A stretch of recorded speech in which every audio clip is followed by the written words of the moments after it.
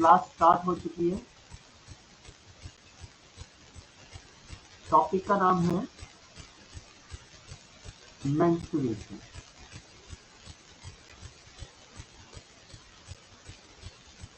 ये जो मेंस्ट्रुएशन है, इसके अंतर्गत हमें सीखना क्या होता है, जो फिगर है, चाहे वो ट्रायंगल है, सर्कल है, क्वाड्रिलेटरल है, कुछ भी है, उसकी पेरीमीटर क्या है और उसका एरिया कितना है, मतलब उसने एरिया कितना कवर किया है, उसकी बाउंड्री की लेंथ कितनी है, ये चीजें हमें इस मेंस्ट्रुएशन वाले टॉपिक में सीखनी है। ठीक, तो हम थोड़ा सा रिकॉल करते हैं पिछली क्लासेस से भी हमने वो जो अब तक सीखा है उन्हीं को लेके आते हैं। सबसे पहले शुरू करते हैं रेक्टेंगल से।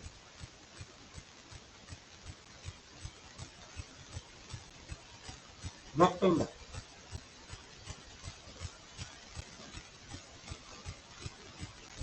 बहुत अच्छे से जानते हो, बहुत छोटी क्लास से आप उसके रेक्टेंगल के बारे में जानते आ रहे हो। एक है लेंथ हो गई, ठीक, एक ब्रेथ हो जाएगा इसमें। तो जो लेंथ है, जैसे आमने सामने की साइड इक्वल होती है, ये दोनों इक्वल होगी, और ये ब्रेथ आपस में इक्वल इधर होगी। तो पेरीमीटर का फॉर्मूला बताएगा कोई, बोलिए। रेक्टेंगल के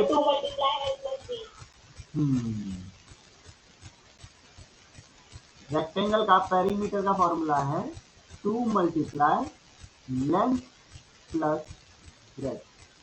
क्लियर? रेक्टेंगल के एरिया का फॉर्मूला क्या है?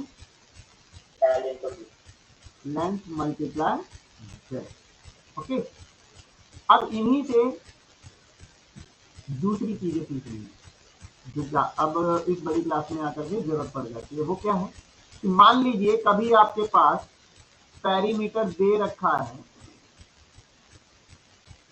पेरीमीटर को हम पी लिख रहे हैं, ठीक है, पेरीमीटर इज गिवन, और लेंथ और ब्रेथ में से कोई एक गिवन है, दूसरा आपको नहीं पता। तो 2 multiply length plus breadth equal perimeter होता है रेक्टेंगल का।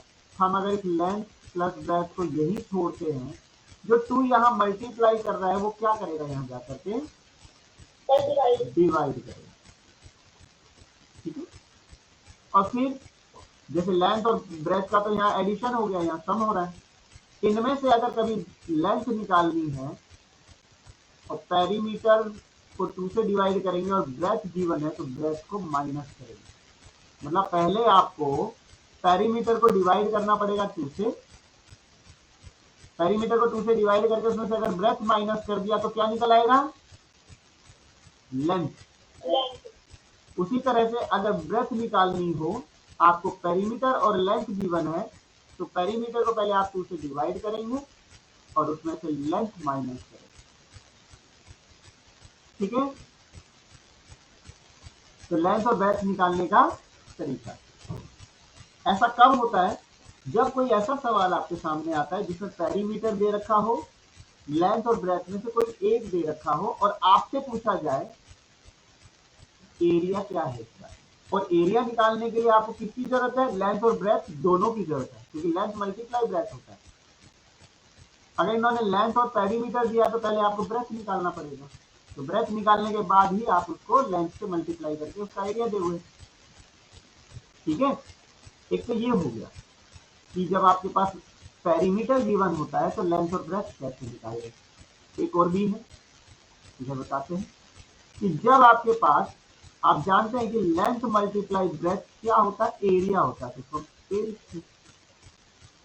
अब एरिया दे दें और एक लेंथ दे दें और आपसे कहा है कि भाई पेरीमीटर फाइंड करो, तो पेरीमीटर फाइंड करने के लिए भी आपके पास लेंथ और ब्रेथ दोनों होना चाहिए, जबकि आपको उन्होंने एरिया और लेंथ ही दिया है, तो ब्रेथ निकाली जाएगी। तो ब्रेथ कैसे निकाली जा सकती है, एरिया डिवाइड बाय लेंथ, ऐसे लिख दो, या फिर एरिया डिवाइड बाय लेंथ, ऐसे लिख दो, ठीक। और अगर ब्रेथ दे रखी थी तो लेंथ निकालने का भी यही फॉर्मूला है कि एरिया डिवाइड बाय ब्रेथ, ऐसे लिखो, या फिर एरिया डिवाइड बाय ब्रेथ, ऐसे लिखो। दोनों में से कोई भी तरीका यूज कर सकते हो। तो लेंथ और एरिया दिया है तो ब्रेथ कैसे निकलेगा वो तरीका, एरिया और ब्रेथ दे रखा है तो लेंथ कैसे निकालेंगे वो फॉर्मूला ये अब आपके सामने है। तो रेक्टेंगल में ये हो गया। इसके अलावा एक चीज की जरूरत और पड़ती है, देखिएगा कि रेक्टेंगल में हमें और क्या क्या चीजें सीखनी है। पेपर बनाता हूँ।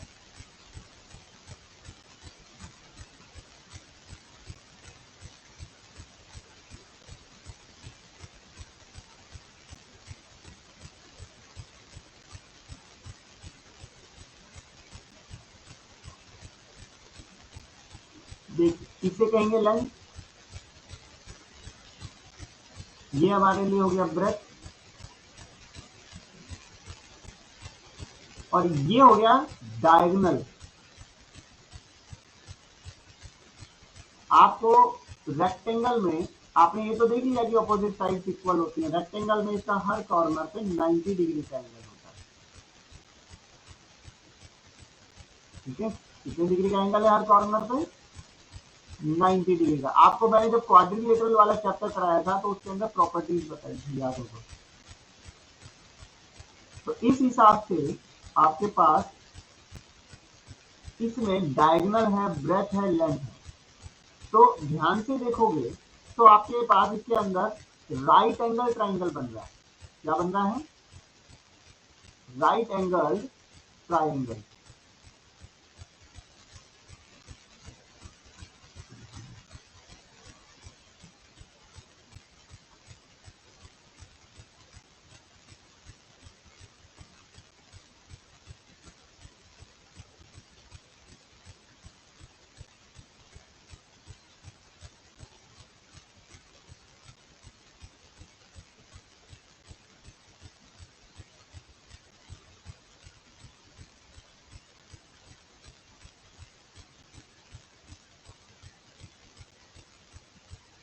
तो इस प्रकार से एक राइट एंगल ट्राइंगल बन रहा है, नहीं बन रहा है? यहाँ पे दिख रहा होगा आपको, ये डायगोनल का काम कर रहा है, ये डायगोनल है, ये ब्रेथ है और ये लेंथ है ना? कई बार क्या होता है, रेक्टेंगल के अंदर ना हमें इन तीन में से कोई दो दे देते हैं और तीसरा मानते हैं। तो ये हमारे लिए क्या बन गया? एक राइट एंगल ट्राइंगल है। और राइट एंगल ट्राइंगल में आपको याद होगा हम इस वाले को हाइपोटेन्यूज बोलते हैं, नीचे वाले को हम क्या बोलते हैं? और इस वाले को परपेंडिकुलर।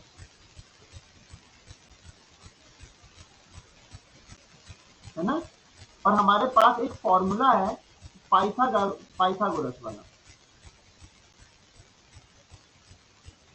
पाइथागोरस थ्योरम होती है हमारे पास, ये फॉर्मूला भी कह सकते हो आप सीधा, जिसमें हम जानते हैं कि हाइपोटेन्यूज का स्क्वायर किसके बराबर होता है? Perpendicular square plus base square. ये पाइथागोरस फॉर्मूला है।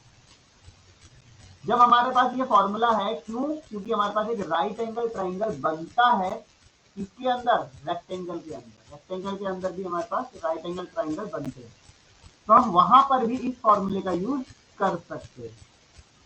तो कैसे निकालेंगे हम अपने? इन तीन में से कोई भी दो आपको दे रखा हो तो तीसरा कैसे निकाला जाएगा वो फॉर्मूला देखिए है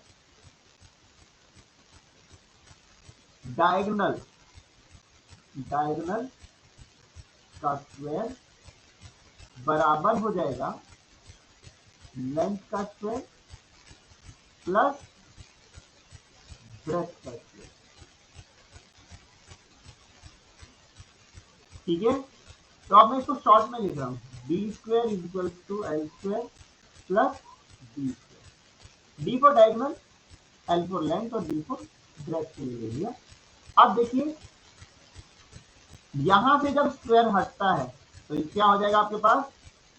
diagonal is equal to L square plus B square का स्क्वायर रूट बनेगा। स्क्वायर हट के स्क्वायर रूट बनता है। और आपको स्क्वायर रूट निकालना आता है, चैप्टर थर्ड था ना आपका वो स्क्वायर रूट निकालने का, चैप्टर 3। तो डायगोनल निकालने का तरीका ये हो गया। अगर आपको लेंथ स्क्वायर निकालनी हो या लेंथ निकालनी हो तो जो डायगोनल है हमारे पास उसमें ये ब्रेथ जाकर के माइनस होती है। तो इस हिसाब से हमारे पास लेंथ निकालने का फॉर्मूला क्या हुआ, D square minus B square का स्क्वायर रूट। डायगोनल कैसे निकलेगा, L square plus B square का होल का स्क्वायर रूट। लेंथ कैसे निकलेगी, diagonal square minus breadth square का होल का स्क्वायर रूट। और उसी प्रकार से ब्रेथ निकालना हो तो ब्रेथ भी सेम यही फॉर्मूला लेती है जो लेंथ के लिए लिया है।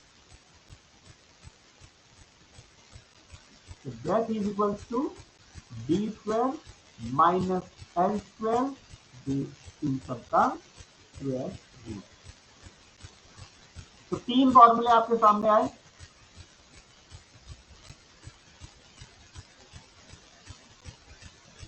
डायगोनल निकालने का,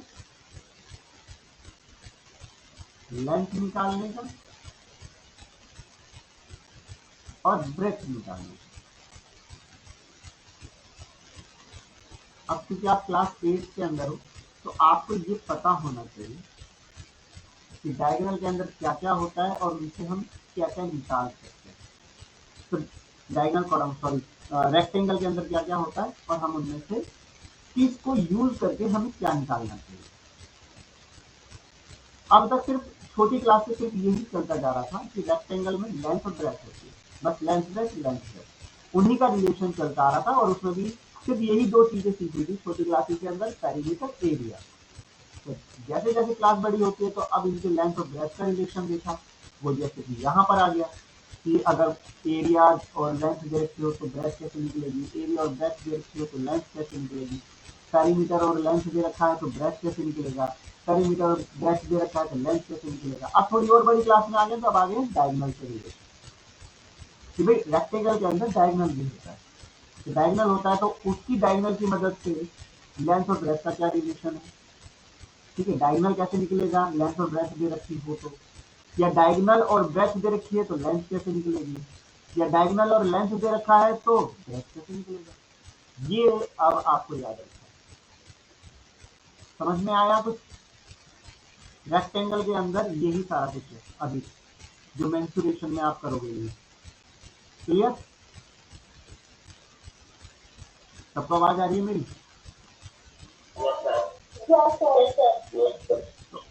तो ये जो टॉपिक बताया है, ये जो मैंने बताया, रेक्टेंगल का बताया। ठीक, उसी प्रकार से अब हम आगे बढ़ते हैं स्क्वायर में।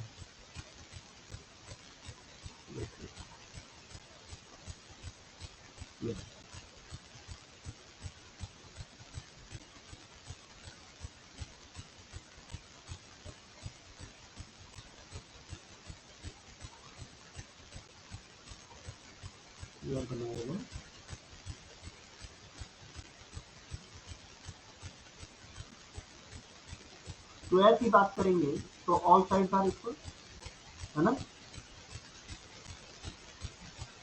सारी साइड इक्वल होती है,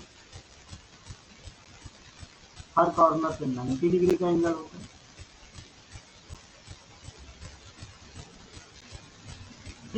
इसके अलावा इसके जो डायगोनल है,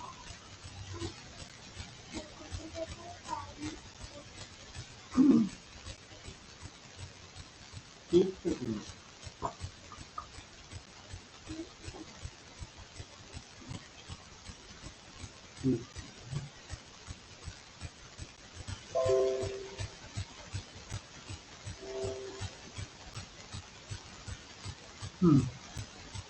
ये एक स्क्वायर है, इधर हम इसको क्या कहते हैं, साइड। साइड तो हर जगह साइड ही है। तो इसमें पेरीमीटर के लिए क्या देखा, इसकी पेरीमीटर का फॉर्मूला 4 मल्टीप्लाई बाय साइड। सबको आवाज आ रही है ना मेरी। और एरिया का फॉर्मूला क्या है, साइड मल्टीप्लाई बाय साइड, जिसको हम साइड का स्क्वायर भी बोल देते हैं। ठीक है, इसमें डायगोनल भी बनाएंगे।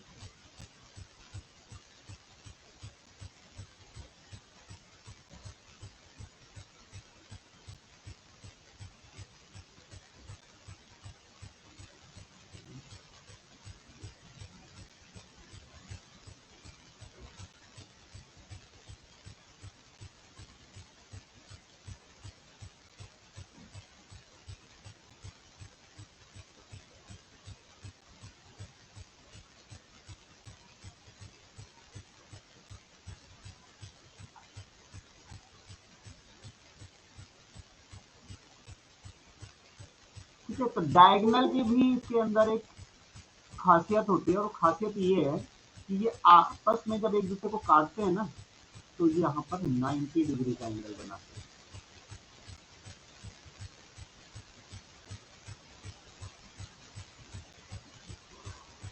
Ninety degree. तो आप देख सकते हैं कि स्क्वायर के अंदर यहाँ कॉर्नर पे भी 90 डिग्री का होता है, और अंदर का जहां पर इनके डायगोनल एक दूसरे को काटते हैं वहां भी 90 डिग्री का होता है। तो अब आपके पास 4 मल्टीप्लाई बाय 5 से क्या निकलता है, और वो निकलता है पेरीमीटर। अगर आपको साइड निकालनी हो और पेरीमीटर गिवन है, तो हम पेरीमीटर को किससे डिवाइड करेंगे, 4 से, क्योंकि 4 यहाँ पे मल्टीप्लाई कर रहा है कि नहीं, और यहाँ मल्टीप्लाई कर रहा है, तो दूसरी तरफ जाके क्या करेगा, डिवाइड करेगा। ठीक, उसके अलावा साइड के स्क्वायर से क्या निकलता है, वो है एरिया। अगर आपके पास एरिया गिवन है और आपको साइड निकालनी है, तो आप एरिया का क्या कर दो, स्क्वायर रूट निकाल दो। क्या निकाल दो, स्क्वायर रूट। एरिया का अगर आपने स्क्वायर रूट निकाल दिया तो क्या निकल आएगा, साइड निकल आएगा। अब बात करते हैं हम इसके डायगोनल के बारे में।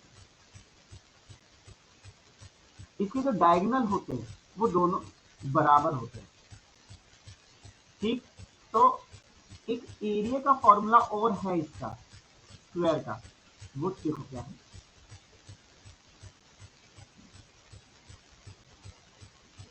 एरिया ऑफ स्क्वायर, अभी तक आप क्या जान रहे थे, वो था साइड मल्टीप्लाई बाय साइड। इसके अलावा एक और भी होता है, काम आ सकता है, वो है 1/2 इंटू डायगोनल का स्क्वायर। डायगोनल का स्क्वायर का मतलब है डायगोनल मल्टीप्लाई डायगोनल। ठीक है, ये मैं स्क्वायर हटा देता हूं, इसको 2 बार लिख देता हूं, डायगोनल मल्टीप्लाई डायगोनल। ठीक, अब हम आते हैं डायगोनल से इनकी साइड कैसे निकाली जाएगी, उस पर थोड़ा सा फोकस करते हैं।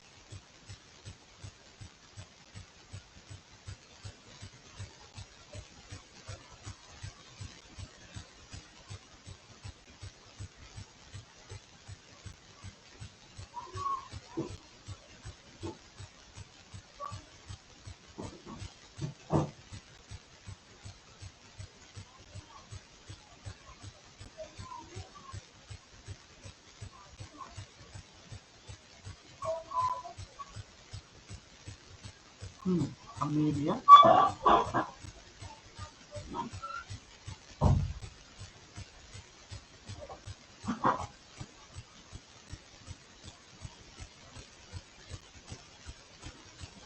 देखिए आप देख सकते हैं इसके अंदर आपके पास एकदम राइट एंगल ट्राइंगल की तरह ही बन गया है। वही निकाल देते हैं 2 मिनट के लिए।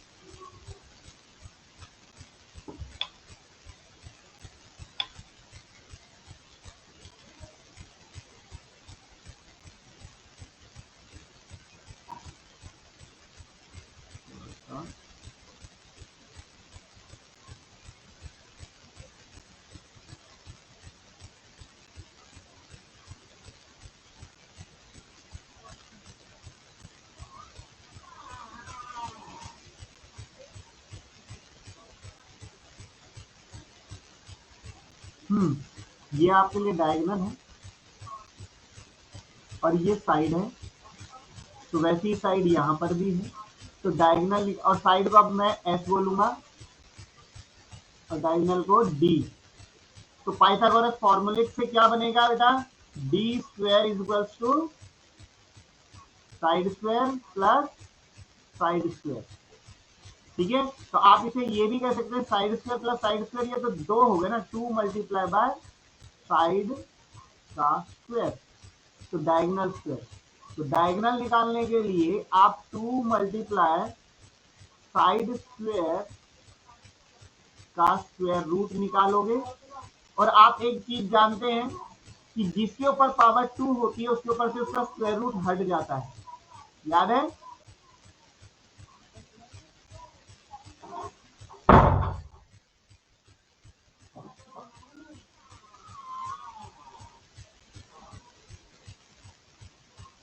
इसका स्क्वायर रूट से इसका स्क्वायर हटा देते हैं तो क्या बनेगा, साइड तो बाहर आ जाएगा, मल्टीप्लाई में हो जाएगा स्क्वायर रूट 2। ये हो गया डायगोनल निकालने का फॉर्मूला। अब बात आती है कि अगर डायगोनल दे रखा है तो फ्रॉम साइड कैसे निकालें, तो वो भी हमारे पास है। आपने देखा कि साइड का स्क्वायर प्लस साइड का स्क्वायर किसके बराबर था, डायगोनल के स्क्वायर के बराबर। तो ये था 2 मल्टीप्लाई, क्योंकि साइड स्क्वायर तो सेम हो गया, तो इसको डबल में लिख सकते हैं डायगोनल स्क्वायर। तो आप क्या करेंगे, साइड स्क्वायर यही छोड़ दीजिए, ये आपके पास जाएगा डी, डायगोनल के स्क्वायर को पहले डिवाइड करने जाएगा, कौन डिवाइड करेगा, 2, और फिर बाद में यहां से इसका स्क्वायर जाकर के जो डायगोनल के स्क्वायर को डिवाइड कर रहा है 2, उस पूरे का फिर आपको निकालना पड़ेगा स्क्वायर रूट। ठीक है, एक तरीका तो ये है। इसको लिखने का एक और दूसरा तरीका है, मैं यहाँ साइड में लिख देता हूँ। वो तरीका है कि आप इसको ऐसे भी लिख सकते थे, डायगोनल स्क्वायर डिवाइड बाय 2, और यहाँ पर क्या हो जाता, डायगोनल स्क्वायर डिवाइड बाय 2 का स्क्वायर रूट आता, ऐसे लिया। ठीक है, और जिसमें आप देख सकते हैं कि b बाहर आ जाता और स्क्वायर रूट केवल 2 पे लिखा जाता। ठीक है,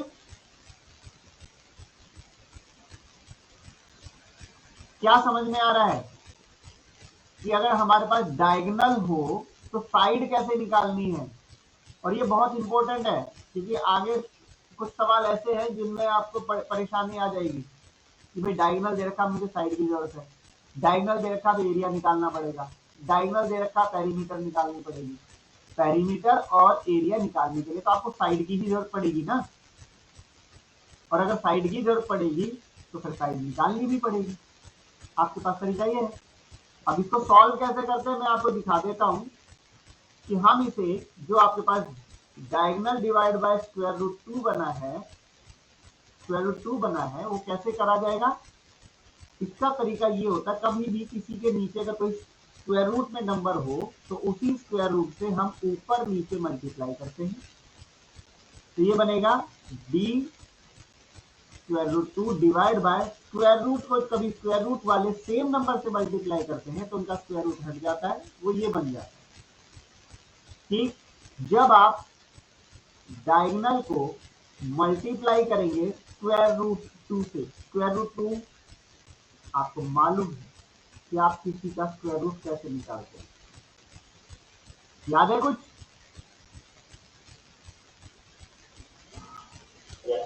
है ना, पेयर बनाते हैं ना आप ऐसे करके, 1 बन जा 1, फिर 1 आता है, फिर यहाँ फिर पेयर पूरा होता है, क्योंकि डेसिमल के बाद का लिया तो हमने डेसिमल लगाया, तो यहाँ पर 2 आया, फिर 2 के साथ 4 लगाया, 96 आया, फिर 4, फिर पूरा पेयर लिया, 4 प्लस करके 28 आ गया, फिर हम 1 लगाते हैं, फिर 1 से लगाएंगे क्योंकि 2 से तो ज्यादा हो जाता। यहाँ पर आपके पास 9 आ गया, 1 आ गया, 1 आ गया, ऊपर से पेयर आ गया, 1 प्लस करोगे 282 आएगा।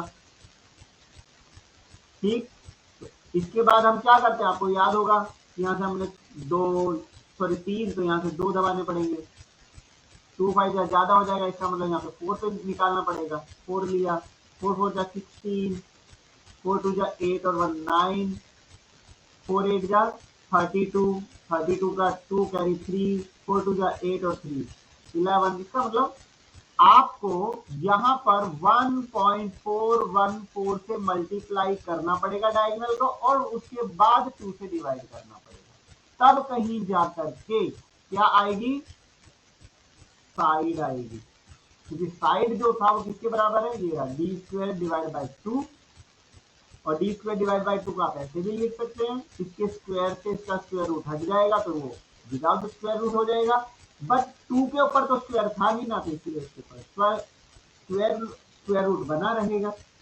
जब कभी डिनोमिनेटर में यानी नीचे की तरफ कोई स्क्वायर रूट में नंबर हो तो उसका स्क्वायर रूट कैसे निकाला जाता है? वो तरीका यह है कि उसको रैशनलाइज करते हैं। उसका रैशनलाइज का मतलब होता है उसका नीचे से रूट हटाना। उसको हम जो भी रूट वाला नंबर होता है उसी नंबर से ऊपर नीचे मल्टीप्लाई करते हैं, जिसकी वजह से नीचे से तो उसका स्क्वायर रूट हट जाता है, ऊपर आ जाता है। ऊपर आ गया तो कोई बात नहीं, हम उसको सॉल्व करके उसका यूज कर लेंगे। ठीक है, तो मैंने आपको आज कराया है रेक्टेंगल और स्क्वायर का। तो आप कॉपी में आज रेक्टेंगल और स्क्वायर के यही फॉर्मूले लिखेंगे और याद करेंगे। ठीक है, इससे आगे याद रहे, परसों हम इससे आगे बढ़ेंगे क्योंकि हमें इन्हीं का यूज करना है। तो आज की क्लास में रेक्टेंगल और स्क्वायर के फॉर्मूले के तक ही सीमित रखें। आप लोग मुझे अब अटेंडेंस दे सकते हैं।